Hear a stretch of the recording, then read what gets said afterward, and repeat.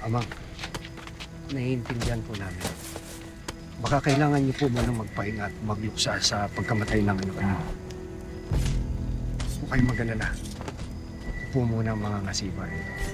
Ba't ako magluluksa? Sigurado na ba kayong patay ang anak ko?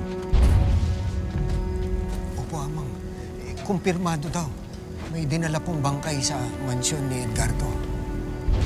Sigurado ba kayong bangkay na anak ko yon? Di nga ba't sabi ni Uno, halos hindi makilala ang itsura ng bangkay na iniharap sa kanila? Amang, pinuntahan po namin yung sinasabi ni Uno na kung saan napatay si Calvin.